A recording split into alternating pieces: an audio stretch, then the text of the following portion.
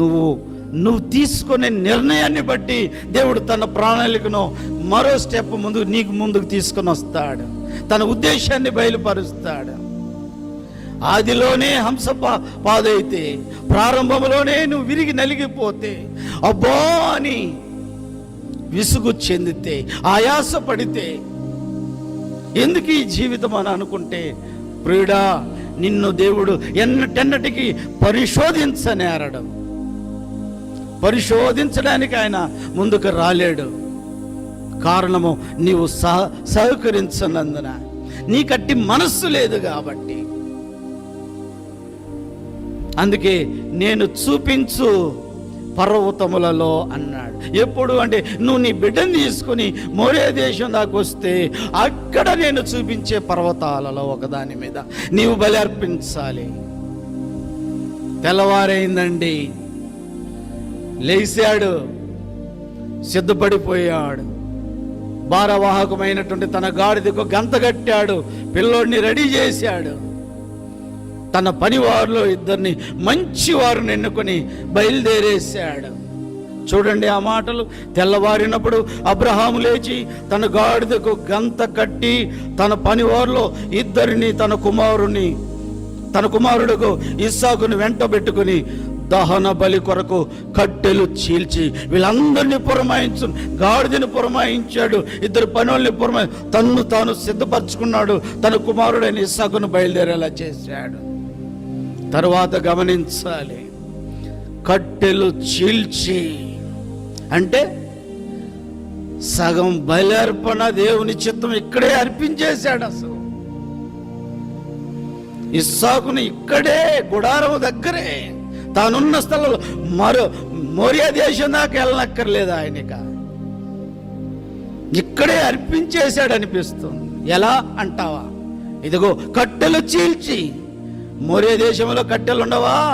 దేవుడు చూపించే ఆ పర్వతాలలో ఒకదాని మీద కట్టెలుండవా? ఎండు కట్టెలు ప్రియులారా, తప్పక ఉండే ఉంటాయి. అయితే చీల్చి ఉండవేమో, చీల్చిన పొలాలు ఉండవేమో, సరిగ్గా మంట రాదేమో, దగదగాని మండదేమో, మొద్దులుంటాయేమో, ఏర్లుంటాయేమో. అదేదో ఇక్కడే చీల్చి బాగుగా బలిపీఠం మీద పేర్చి బాగుగా దహన బలి బాగుగా మండేలా చేయడానికి ఇక్కడే చీల్చేశాడు. అక్కడ ఎతుకులాడుకోవాల్సి వస్తుందేమో, అదేదో ఇక్కడే సిద్ధపడదామని. ప్రియులారా, సగం బలి ఇక్కడే అయిపోయింది. చూడండి, వెంటనే కట్టెలు చీల్చి లేచి దేవుడు తనతో చెప్పిన చోటికి వెళ్ళిన మోరియా దేశానికి వెళ్ళిపోయాడు. మోరియా దేశంలో ఉన్న పర్వతాలను చూస్తున్నాడు. ప్రభు ఇప్పుడు వచ్చి ఏ పర్వతం చెప్తే అక్కడికి వెళ్ళాలి నేను అని సిద్ధంగా ఉన్న సమయంలో పక్కనున్న పనివారితో అంటున్నాడు, 3వ నాడు అబ్రహాము కన్నులెత్తి దూరం నుండి ఆ చోటు చూచి, 3 రోజులు ప్రయాణం ప్రియమైన వారలారా, 3వ రోజు దాకా ప్రయాణం చేసి ఆ చోటును చూచి తన పనివారితో, మీరు గాడిదతో ఇక్కడే ఉండండి, నేను బాబు అక్కడికి వెళ్ళి వస్తాం.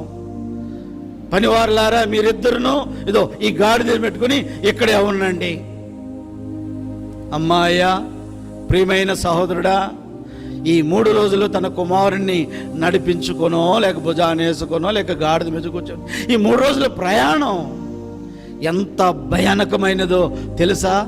ఆలోచన చేయి.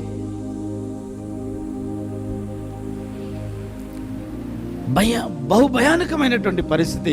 ఆ 3 రోజులు కొత్తలాడిపోయి ఉంటాడేమో మనిషి. చూడండి, ఒకవేళ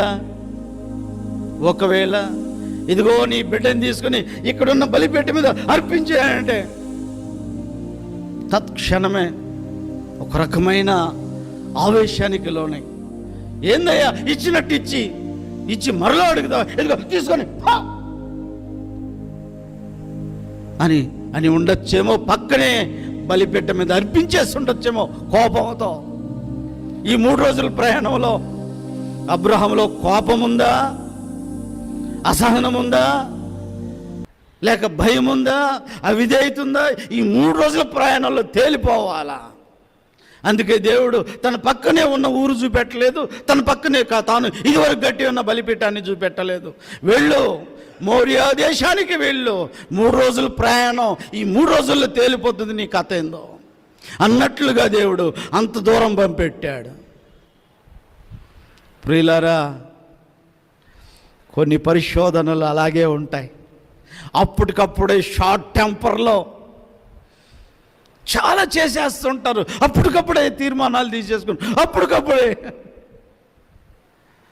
దేవుడు అందుకే గ్యాప్ ఇస్తాడు, కాసంత గ్యాప్ ఇస్తాడు.